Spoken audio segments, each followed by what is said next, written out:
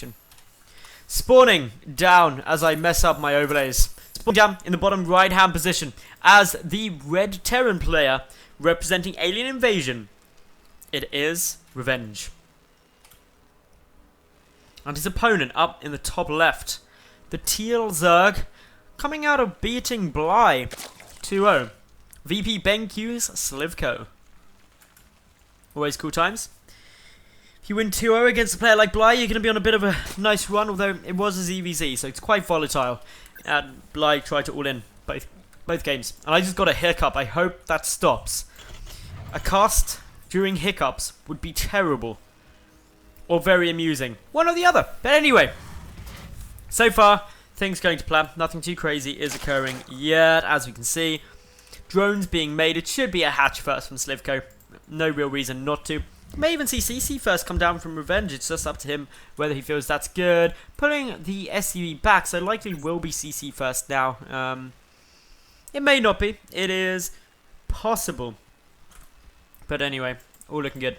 Now, what about the mid-game? Zergling, Baneling, Mutalisk is pretty much the most common Zerg composition.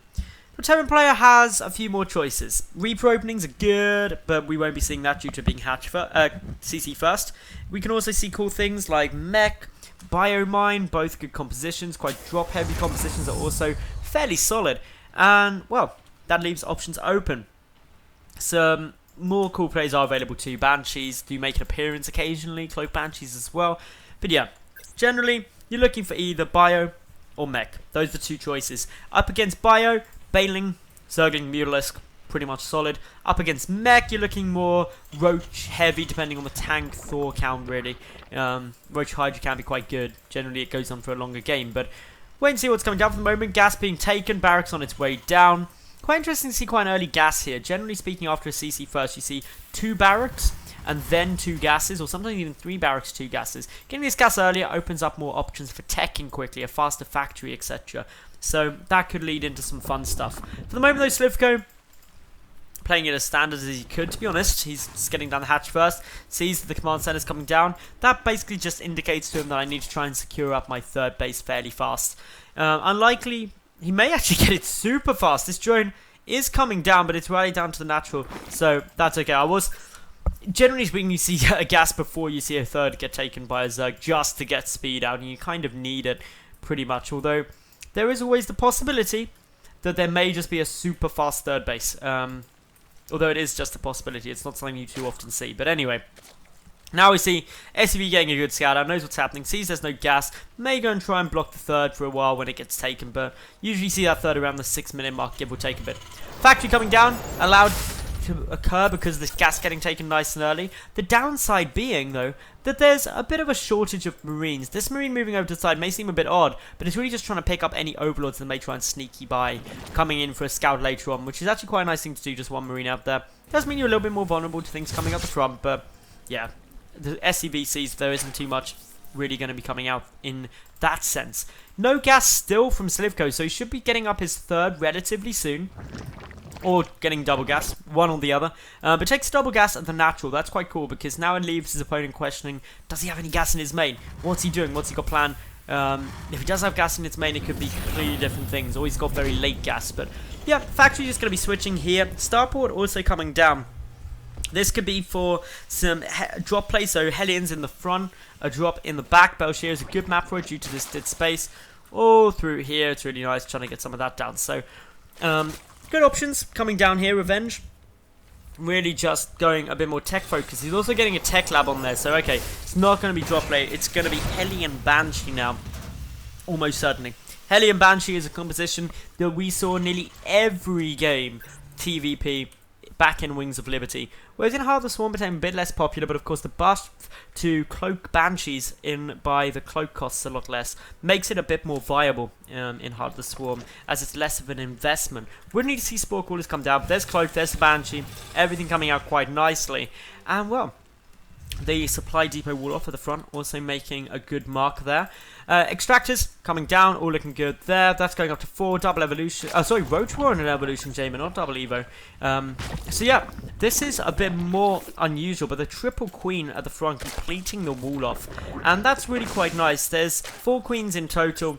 The triple queen wall off just means Hellions can't make their way in, which have already been seen, if you remember, which is probably prompting this. I don't believe too much else has been seen by sLivko yet. He doesn't know about the starport or anything on those side of things. The factory moved off the reactor. May see another barracks building. May actually see the starport switched over to it. We'll have to keep a firm eye. But Poke on his way down. These Hellions just poking around. Third base has been seen. Just going to get, you know, fried a little bit. Can't really do too much. 4 Hellions would take an eternity to kill that. Second evolution chamber coming there. So +1 missile attack and carapace. So this could be a good little road shot. But unfortunately, even with the lair done, there's no hydrogen or anything, which means it's only queens to really defend against these Banshee, but an overseer morphing in. sLivko doesn't even know how important that is at the moment. He hasn't scouted the Banshee, I don't believe. Or he may have actually picked it up there. So, doesn't know the cloak's coming down. Perhaps that's where he saw it. A couple of drones are getting killed. 3 workers down so far. But there's the Queens getting a nice round on the Banshee, or at least encasing the Banshee. But Hellions have made it in at the natural base because of this. And the drones are lining up a bit. A few more workers are getting taken down. Note that there's another Banshee on its way through. 1 Hellion staying up. In total, 6 workers have been killed. Probably not enough to justify the investment of 2 Banshees and Cloak, but the second Banshee's still on its way forward, so it could do a bit more damage. But a Spore Cooler already in construction, that needs to get there relatively soon, just to really help. But this Banshee just now happily chipping away at stuff, racking up a couple more kills, now taking it up to 9, probably going to get 10, may even get 11. The Queen's coming just to help deal with this. The Spore Cooler nearly finished, and once that Spore Cooler is down, that's when things do actually get slightly more problematic. But Banshee pulling back, transfuse on the Queen, all looking good, and with the Overseer there, the mobile detection granted, and then you just know where the Banshee is. You can pick it off fairly simply, and yeah, all in all, we should see a retreat coming down, but a counterattack coming in from sLivko here with a good chunk of roaches. There is 1 Marauder in that bunker, more Marauders in production, but this is a good chunk of roaches. There are SCVs there already, ready to repair if need be. The roaches deal just such a good wad of damage very quickly that the bunker instantly goes down. The wall off has now fallen, and of course SCVs being forced to get pulled. They need to tank for those Marauders, making sure they stay alive. But of course, by tanking with SCVs, you lose SCVs, and that's never really what you want to see. Marauders trying to get focused down quite quickly, but only by a small group of roaches. It's the SCV damage that's really important. More SCVs getting pulled. Revenge losing a good chunk of them. sLivko happily working his way through. Picks up a mule there as well. And this is where the roaches just start tearing through everything. There's only a handful of Marauders. They are cleaning it up.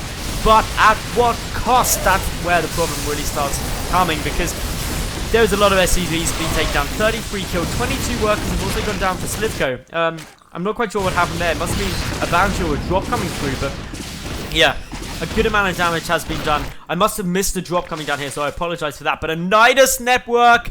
Oh yeah, sLivko, you know how to get some fans. Definitely getting down a Nidus network is the first way to do it. Bunker being made. A couple of roaches on a bad rally point there. Small little lag there. Not quite sure who that was from, but it's a little bit frustrating. Yeah, SV's getting remade.